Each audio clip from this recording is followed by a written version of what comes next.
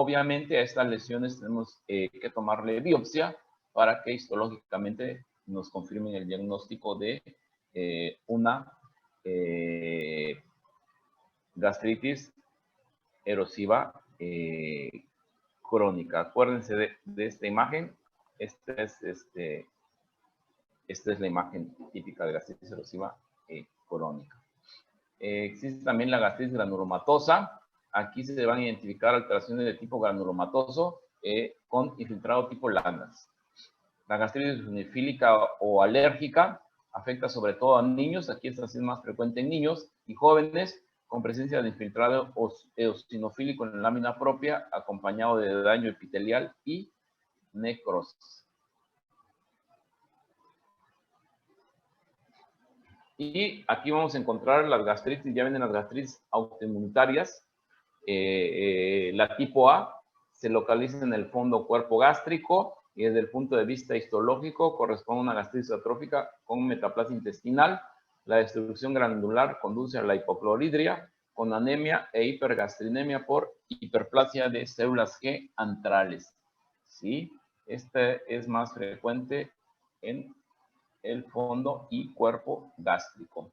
La tipo B, que es la que llamamos folicular o linfocítica, se localiza en el cuerpo y antro, con infiltración importante de neutrófilos en el epitelio foveolar, infiltración plasmática en la lámina propia, con folículos linfoides prominentes. Su presencia implica un alto riesgo de neoplasia gástrica y está asociada también mucho a la presencia de Helicobacter pylori, la gastritis folicular o linfocítica.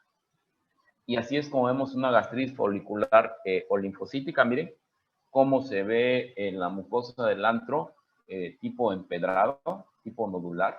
¿Sí? Ya endoscópicamente podemos inferir que este paciente tiene gastritis folicular, pero tenemos que tomarle la biopsia para que el patólogo nos confirme que hay gastritis ya folicular, que es la tipo B.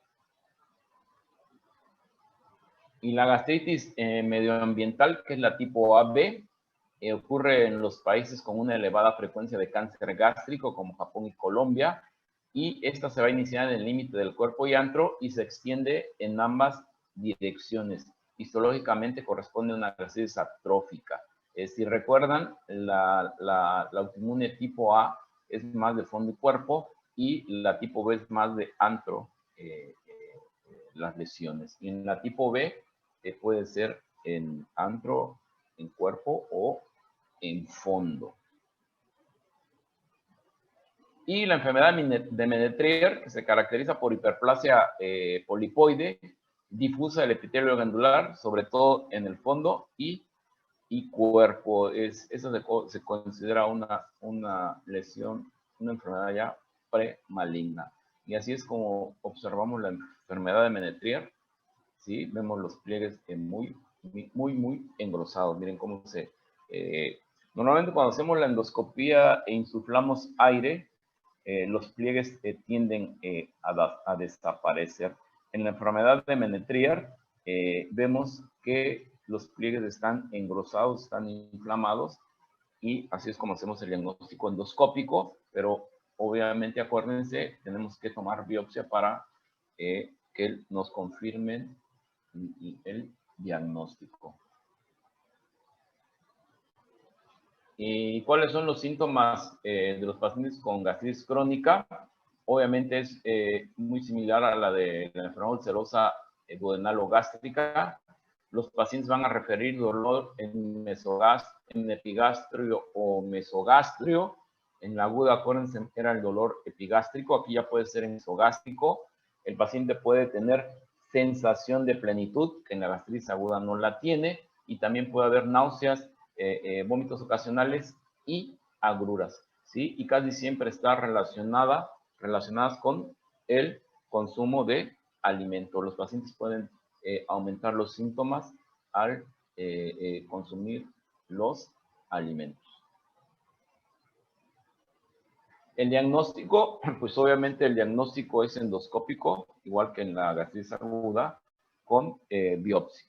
¿Sí? En la gastritis ya sea aguda o crónica, el diagnóstico es endoscópico con toma de biopsia, y el tratamiento, igual debido a que la etiología es múltiple, debe dirigirse a la causa cuando ya tenemos el diagnóstico histopatológico, aunque igual que la aguda, se inicia el tratamiento con inhibidores de bomba de protones de tipo del omeprazol y con citoprotectores. Si, por ejemplo,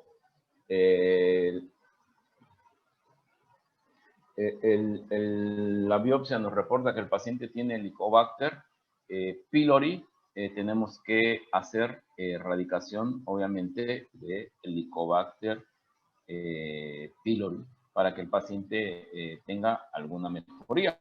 Si el paciente toma AINES y esa es la causa, pues debemos suspender la toma de AINES, o si es necesario que el paciente lo tome, debemos disminuirla y siempre estar con un protector de la mucosa, ya sea un inhibidor de bombas, ¿sí? O los antagonistas de histamina como la ranitidina, o algún citoprotector si no podemos quitar los AINES. Pero siempre hay que tratar la causa. Cuando ya tenemos la etiología, hay que tratar la etiología. Y normalmente a todos los pacientes siempre le damos su inhibidor de bomba con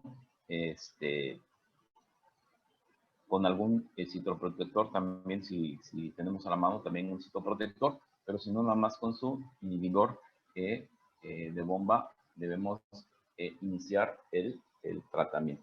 ¿Tienen alguna duda hasta aquí, muchachos? Sí, ¿durante qué tiempo se darían los inhibidores de la bomba de protones, perdón? Pues aquí, por ejemplo, si es aguda y no le vas a hacer a tu paciente ningún estudio endoscópico y nada más lo vas a tratar por síntomas clínicos, al igual que el reflujo, le puedes iniciar su tratamiento con omeprazol y lo puedes probar de 4 a 6 semanas o hasta 8 semanas, y obviamente el paciente tiene que tener mejoría. Eso es si no hiciste ningún estudio, ¿no? Si por pura clínica, pues bueno, este paciente tiene, sospecho que tiene gastritis, ya sea aguda o crónica, le inicia su inhibidor de bomba. Mínimo 4 semanas y máximo 8 semanas. Si tu paciente no mejora o hay signos de alarma, pues obviamente hay que hacer ya los estudios, ¿verdad? Y hacer los estudios de endoscopía para tomar biopsia y ver qué está pasando con el paciente, ¿no? Para que ya hagas un tratamiento más dirigido. Pero sí, le puedes dar su omeprazol mínimo 4 semanas. Gracias. Obviamente, si pasan 2, 3 semanas y tu paciente no mejora y hay signos de alarma y síntomas de alarma, pues ya llévalo a una endoscopía. ¿Y cuáles serían, creen ustedes, los síntomas de alarma de un paciente con gastritis?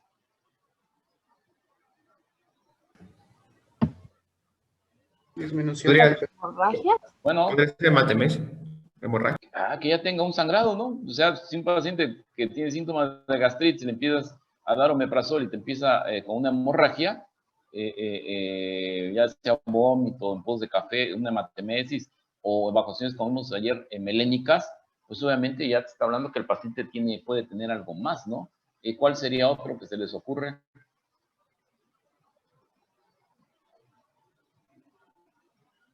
¿Pérdida de peso? Pérdida de peso, ¿no? Obviamente, una pérdida de peso que el paciente no esté buscando intencionalmente, que no sea dieta y que empiece a perder peso. Se menciona que la pérdida de peso del 10% de tu peso corporal ya es un signo de alarma, ¿sí? ¿Qué más se les ocurre? La fiebre, ¿no? También si el paciente empieza con fiebre, ¿sí? Ya puede ser es un síndrome de alarma. La anemia, que le hago estudios y tu paciente empieza a tener anemia, pues ya son síntomas, signos de alarma, ¿no? En donde ya sí estás obligado a empezar a estudiar a tu paciente. Bueno, miren, Se van a encontrar muchas clasificaciones de gastritis. La que más usamos es la clasificación de Sidney, porque es la que es un poco más entendible, ¿sí? Es un poco más entendible que las otras para poder hacer la clasificación. Y Sidney la divide en 4 apartados. El topográfico, morfológico, el etiológico y el endoscópico. O sea que para hacer la clasificación de Sidney tendrías que tener la endoscopía y obviamente ya haberle tomado su biopsia con un reporte histopatológico para poder hacer la clasificación. Porque la clasificación te menciona, por ejemplo, en el topográfico. ¿Qué quiere decir el topográfico? En dónde se encuentra la gastritis, si es antral, si es fúndica, si es multifocal, es una pangastritis, está afectado todo el estómago. El morfológico, que el morfológico ya es el estudio histopatológico, si hay inflamación, si hay atrofia, el grado de actividad, si hay metaplasia intestinal, ¿sí? Y también en la biopsia te reportan si hay Helicobacter pylori. Y en el etiológico, bueno, la presencia del Helicobacter, de algunas otras infecciones, virus, bacterias, si hay granulomas, si el paciente toma aire, si son fármacos, si toma sustancias tóxicas como el alcohol, si fuma, ¿sí? Eso ya sería el etiológico. Y el endoscópico, que nos reportaría si hay edema, eritema, petequias, si hay erosiones planas, pliegues engrosados, nódulos, si hay hemorragia intramucosa o si ya vemos endoscópicamente que hay atrofia, ¿sí? Porque por endoscopia podemos inferir que hay atrofia. ¿Por qué? Porque hay disminución de los pliegues, porque el reflejo luminoso está aumentado. Ya podemos decir si es crónica porque vemos parches blanquecinos con zonas de hiperemia. O sea, endoscópicamente podemos ir infiriendo, pero acuérdense que el diagnóstico es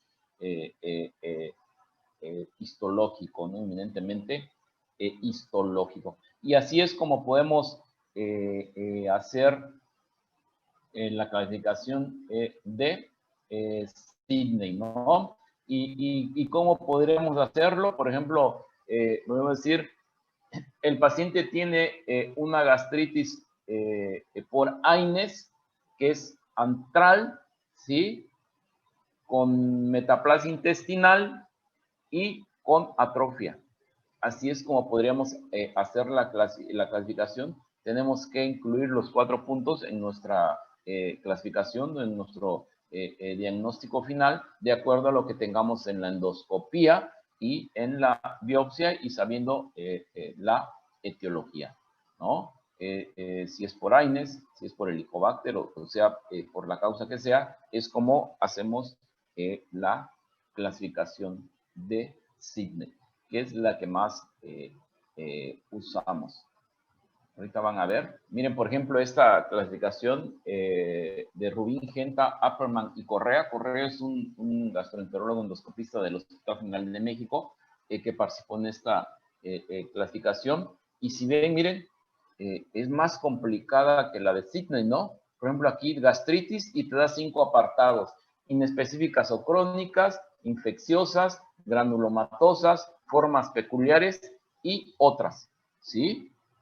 Por ejemplo, aquí en ningún apartado esta clasificación te pone los hallazgos endoscópicos, ¿no? ¿Sí?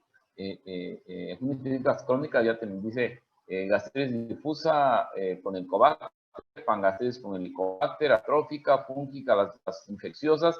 Si se dan cuenta, esa clasificación es más complicada, un poco más, podemos decir, difícil de hacer la clasificación. Y les repito, si revisan la literatura, pues van a encontrar muchas clasificaciones, ¿no? Cada grupo muchas veces hace su clasificación de gastritis, pero la universalmente utilizada y conocida que la mayoría de los grupos endoscópicos usan es la de Sidney, ¿sí? Es la que debemos aprender o conocer, porque es la que se usa universalmente, la más conocida y que la mayoría de los grupos endoscopistas en los hospitales se usa, ¿no? Y aquí pues algunas explicaciones que nos dan, ¿no? La acreditación de Correa. Pero sí es un poquito complicada esa clasificación y la que debemos conocer y tener en cuenta es la de clasificación de Sidney. A todos los pacientes que clínicamente sospechas que tienen gastritis, ¿qué debemos hacer? Iniciarles inhibidor de bomba de protones, ¿sí? Al igual que con la enfermedad por reflujo, les iniciamos con una dosis estándar de 20 miligramos y de ahí podemos ir aumentando o ya llevar al paciente a algún estudio, ¿sí? Sobre todo si tenemos algún signo de alarma, ¿sí? Obviamente son pacientes que también tienen que hacer algún tipo de cuidado alimenticio, de dieta, evitar alimentos que aumenten la secreción de ácido del estómago, o sea, que sean irritantes, porque pues también eso va a aumentar los síntomas. ¿Tienen alguna duda, doctores? A ver si tienen alguna duda. ¿No hay dudas? ¿No hay dudas de gastritis? Si en dado caso en la biopsia encontráramos que el paciente tiene una gastritis por Helicobacter pylori, podemos pasar una vez a la triple terapia para Helicobacter pylori. Sí. Si tu paciente tiene Helicobacter pylori, empieza el tratamiento, sobre todo si tiene factores de riesgo para cáncer gástrico, ¿no? Y si te reportan que ya hay metaplasia, también inicia el tratamiento con el Helicobacter pylori, ¿no? La triple terapia estándar es la que estamos usando, aunque actualmente se está usando más la terapia estándar triple secuencial, que mañana vamos a ver. Ya la triple terapia está quedando un poco en desuso. ¿Por qué? Por resistencia sobre todo a estos antibióticos, ¿no? A claritromicina, a amoxicilina, ya no se usa. Entonces, se está usando actualmente la secuencial, ¿sí? Donde ya metes otros medicamentos. O ya algunos grupos están usando, por ejemplo, levofloxacino, ¿no? Aunque levofloxacino todavía lo consideramos como tratamiento de segunda línea, no de primera. Muchos grupos ya están usando levofloxacino como primera línea, que todavía no está aceptado, pero bueno, sobre todo si tu paciente te reporta que ya ha sido sometido a muchos esquemas de tratamiento de erradicación de Helicobacter, pues ya puede usarlos de segunda o tercera línea, porque hay de primera, segunda y tercera línea, ¿no? Pero siempre es recomendable iniciar con los tratamientos de primera línea, que como vamos a ver, ya hay un secuencial estándar que parece que está teniendo mejores resultados por las resistencias, sobre todo a claritromicina que tenemos tan altas en México. La estamos haciendo la secuencial con timidazol, ¿no? Yo inicio con la triple terapia estándar que mencionaba su compañero, ¿no? ¿Cuál es? Claritromicina, amoxicilina y el inhibidor de bomba, ¿no? El inhibidor de bomba que tú elijas. Actualmente los esquemas ya vienen en el mercado, traen lansoprazol, ya vienen preparados, pero tú puedes usar el inhibidor de bomba que gustes, ¿no? ¿Cuál es el problema con el Helicobacter pylori? Que a lo mejor mañana vamos a platicar un poco más. Es que los esquemas, como les digo, yo he visto aquí, precisamente esta semana me vino un paciente con Helicobacter que su médico le recetó gentamicina, ¿no? Que se aplicara 20 días gentamicina intramuscular, ¿no? O sea, es una falacia eso, ¿no? O sea, en primera, la gentamicina no es ni de primera, ni de segunda, ni de tercera línea, ni de rescate para para tratamiento con Helicobacter pylori y dan gentamicina, ¿no, doctores? O sea, ¿qué estamos haciendo con eso? Que el Helicobacter se haga resistente y pues no hay ningún estudio que nos diga que la gentamicina, no tengo ni idea qué porcentaje de erradicación pueda tener para el Helicobacter, ¿no? Entonces imagínense, gentamicina, ¿no? Si no es lo que se me ocurra para tratar el Helicobacter pylori, ¿no? Ya están bien establecidos los esquemas para erradicación, ¿no? Si algún médico usó uno de segunda línea, como les digo, levo, o tercera línea o de rescate, bueno, pues es aceptable, ¿no? Que si él quiso iniciar con una terapia de segunda línea, porque a lo mejor él encontró algo, pues es aceptable iniciarlo. Pero lo que no es aceptable es iniciar tratamientos para erradicar el Helicobacter pylori con medicamentos que no se han estudiado nunca para el Helicobacter, ¿no? La gentamicina, imagínense, ¿no?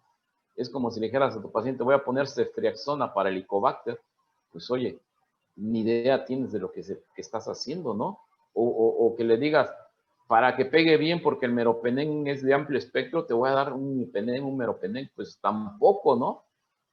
Lo estás haciendo más, a lo mejor más resistente el Helicobacter, y cuando ya le quieras dar el tratamiento que es el indicado, pues a lo mejor ya no va a responder porque ese paciente a lo mejor ya te hizo una resistencia, ¿no?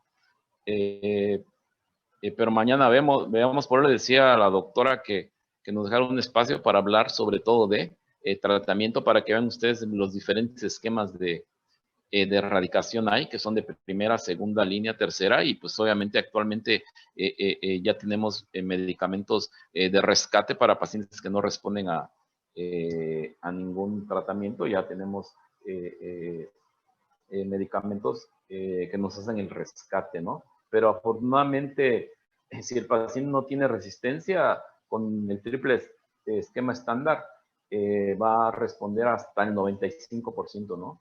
Entonces, yo siempre inicio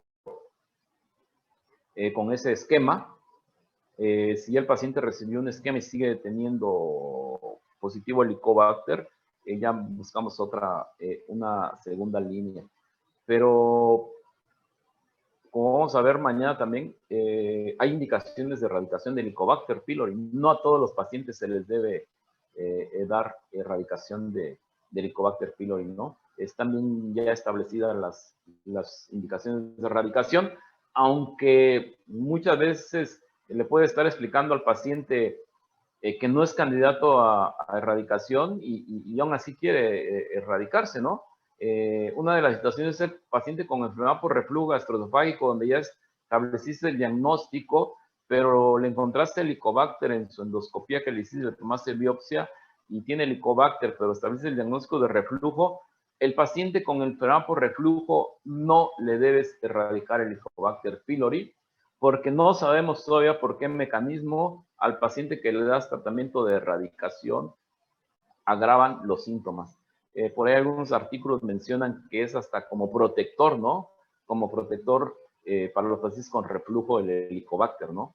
Y sí, bien establecido que si lo erradicamos, el paciente va a empeorar, ¿no? Va a empeorar sus síntomas. Son aquellos pacientes que vienen a la consulta por reflujo y que dicen, doctor, mire, después de tomar ese tratamiento para la bacteria, estoy peor. Pues sí, porque no tenía indicación de erradicación, ¿no? Entonces, por eso es importante saber bien cuáles son los pacientes en los que debemos erradicar, porque no todos son candidatos a llevar el tratamiento de erradicación. Y hay un grupo en el que debemos erradicarlo, ¿no? Aunque esté asintomático, hay un grupo en el que debemos erradicarlo. ¿Y cuáles son? Los pacientes que tienen familiares directos con SIA gástrico, hay que erradicar el Helicobacter. O cuando la biopsia ya te reportó que el paciente tiene Helicobacter con una gastritis atrófica y metaplasia, obligado a erradicar Helicobacter pylori, ¿no? Hay ciertos casos donde ya estamos obligados a erradicarlo, ¿no? Aunque el paciente esté asintomático, lo tienes que erradicar. Y aunque sin esto el paciente tenga reflujo y le encuentras eso, también erradícalo, aunque después luches mucho para mejorarle su reflujo, pero sí erradicado también, ¿no? Por eso es importante saber, ¿no? El Helicobacter pylori cuando no sabemos qué tiene el paciente, le queremos echar la culpa de todo, ¿no? Ya está relacionado hasta con problemas atópicos, ¿no? De piel, alérgicos, ¿no? Es que tiene Helicobacter, ¿no?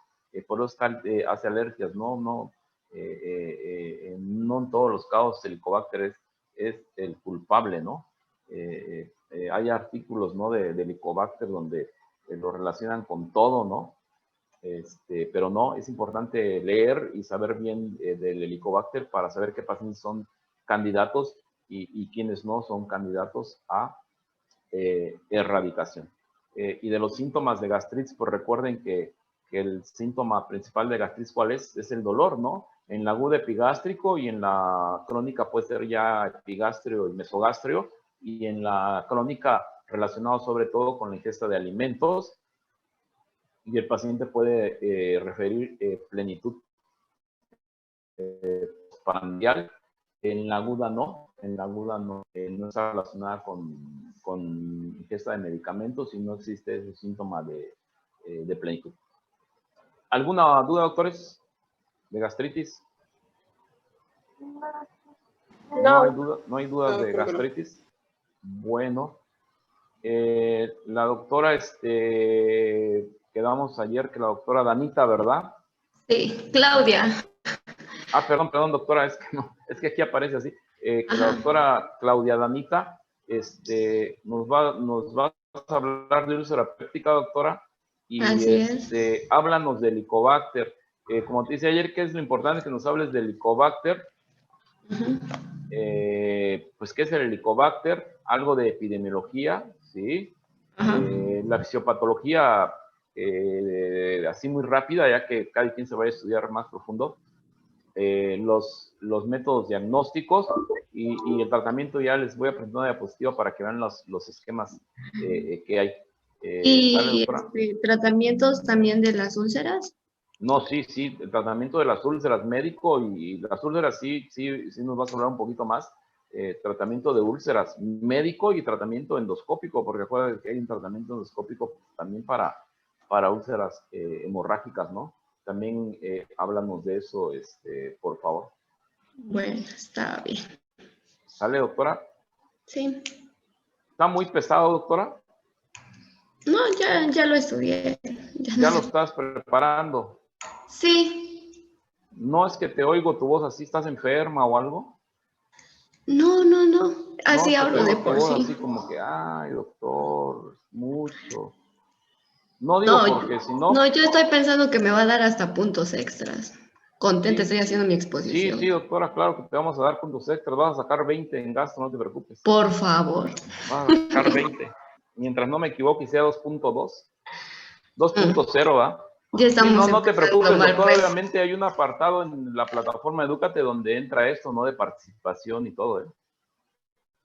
Hay un punto, no todo es el examen. Ustedes bien lo saben que no todo es el examen. Entran las tareas y participación, ¿no?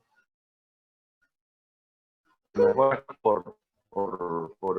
Zoom, pues la participación no se puede valorar en todo lo que quisiéramos, ¿verdad?